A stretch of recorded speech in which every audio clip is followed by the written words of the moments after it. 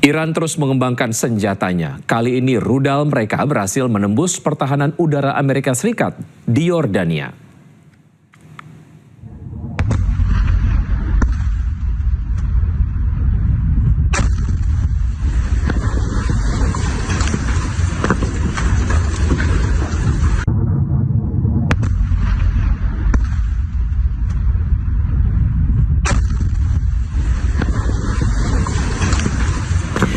Iran kembali meluncurkan gelombang serangan drone dan rudal canggih yang mampu mengubah arah secara mendadak. Rudal dan drone mereka berhasil menembus pertahanan udara Amerika Serikat di Yordania. Media Amerika Serikat The New York Times juga telah mengungkapkan kecanggihan senjata milik Iran. Serangan Iran yang telah berlangsung sejak bulan Juli telah melukai lebih dari 100 tentara Amerika Serikat.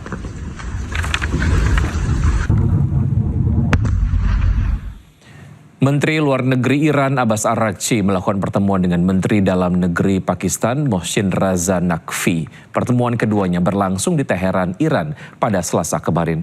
Lawatan Mohsin ke Teheran ini membawa misi diplomatik penting di mana Pakistan bertindak sebagai mediator utama demi meredakan ketegangan yang tengah memuncak antara Amerika Serikat dan Iran. Kunjungan Menteri Dalam Negeri Pakistan Mohsin Naqvi ke Teheran, Iran pada Selasa kemarin disambut langsung oleh Menteri Luar Negeri Iran Abbas Araghchi. Kantor berita Iran juga melaporkan jika Mohsin Naqvi telah tiba di Teheran sebelumnya dan disambut oleh Menteri Dalam Negeri Iran Eskandar Momeni. Pertemuan ini terjadi ketika Sekretaris Dewan Keamanan Nasional tertinggi Iran yang baru saja dilantik, Mayor Jenderal Mohsin Razai, mengatakan bahwa saat ini Iran tengah berada di tahapan sensitif dalam menentukan masa depannya. Tidak hanya soal isu global, baik Iran dan Pakistan juga sepakat untuk memperkuat hubungan bilateral mereka dan fokus pada sektor keamanan dan kebudayaan. Sementara itu, Presiden Amerika Serikat Donald Trump pada Senin kemarin mengklaim bahwa Amerika Serikat telah 100% memegang penuh kendali di Selat Hormuz. Selain bertemu dengan Menteri Luar Negeri Iran di hari yang sama, Menteri Dalam Negeri Pakistan Mohsin Raza Naqvi juga bertemu dengan Presiden Iran Masoud Pezeshkian. Dalam pertemuan ini, Mohsin Naqvi kembali mengupayakan mediasi antara Teheran dan Washington untuk mengakhiri perang dan membuka kembali Selat Hormuz. Dalam kesempatan ini, Presiden Iran juga menekankan perlunya meningkatkan kerjasama bilateral kedua negara, terutama di bidang ekonomi, perdagangan, budaya, dan juga keamanan.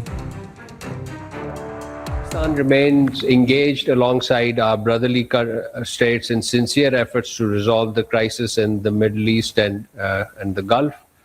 Pakistan is making all-out efforts to bring the two parties to negotiating table, Islamabad MOU, and pave the way for peace and stability in the region. Pakistan will continue to offset spoilers using direct and indirect channels and enable continuation of constructive dialogue to resolve all outstanding issues. Presiden Amerika Serikat Donald Trump terpaksa masuk truk catering bandara untuk berganti pesawat secara diam-diam. Media Amerika Serikat melaporkan operasi pengelabuan ini dilakukan karena Trump mendapatkan ancaman serangan Iran.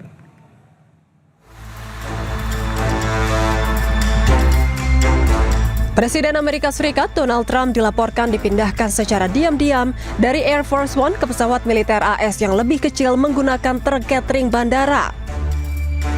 Penerbangan rahasia Trump usai menghadiri KTT NATO di Ankara, Turki pada Juli lalu pun langsung menjadi sorotan. Presiden Trump pada hari Selasa mengkonfirmasi bahwa ia diam-diam dipindahkan ke pesawat militer lain setelah tim keamanannya memperingatkan adanya ancaman. Ia juga mengatakan bahwa setiap presiden yang berpengaruh pasti menghadapi banyak ancaman. Well, it's only up to Secret Service. I just follow what they'd like to do. So I go by Secret Service and the military. They wanted me to go on a different flight, a different plane, equal safety, but they wanted me to do it, so I do it. I do what they say. Any consequential president has a lot of threats. Non-consequential presidents don't get threatened. And I think that I'm maybe the most consequential president. Media AS Washington Post melaporkan operasi pengelabuan tersebut dipicu adanya ancaman Iran terhadap keselamatan Trump. Operasi ini dilakukan sehari usai AS kembali melancarkan serangan udara terhadap Iran, menyusul gagalnya negosiasi antara Amerika Serikat dan Iran. Air Force One yang membawa jurnalis dan staf Gedung Putih melanjutkan perjalanan menuju Inggris, sementara Trump melakukan perjalanan secara terpisah.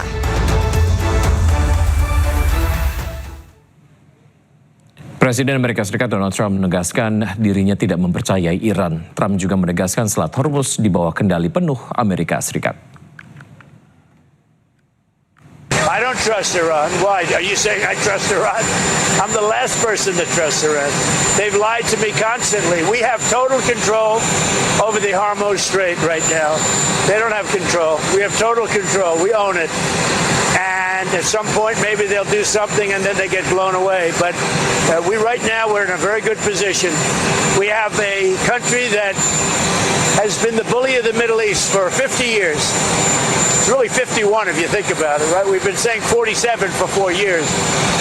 And they're no longer the bully of the Middle East. Thank you very much, everybody. Pasukan Israel mengklaim telah menghancurkan lebih dari 300 lokasi. Mereka juga mengaku telah menemukan dan menghancurkan gudang senjata milik Hizbullah.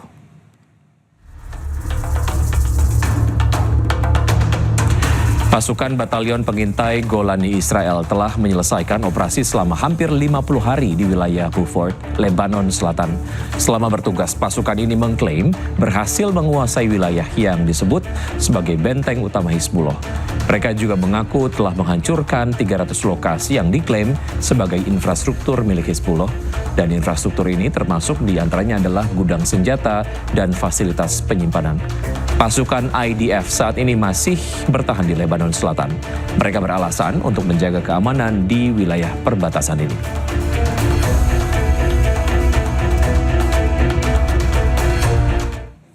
Pasukan Israel mengibarkan bendera di bangunan-bangunan bersejarah di Lebanon Selatan. Tak hanya itu, Israel juga mengibarkan bendera di rumah-rumah warga Lebanon yang hancur. Bendera Israel berkibar di atas Kastil Dobieh yang bersejarah di Lebanon Selatan. Bendera-bendera ini menghadap ke desa-desa perbatasan yang porak-poranda akibat serangan Israel. Dobieh adalah salah satu dari 5 benteng yang membentuk kawasan Kastil Gunung Amel yang diresmikan oleh UNESCO dalam daftar warisan dunia. Kedua wilayah ini masuk daftar warisan dunia dalam bahaya pada tanggal 26 Juli di bawah prosedur darurat. UNESCO menyatakan bahwa kawasan tersebut mengalami kerusakan parah. Selain di Kastil, Israel juga mengibarkan benderanya di bangunan bersejarah, rumah-rumah warga Lebanon yang hancur, serta pohon-pohon yang rusak akibat serangan Israel. أنا هذه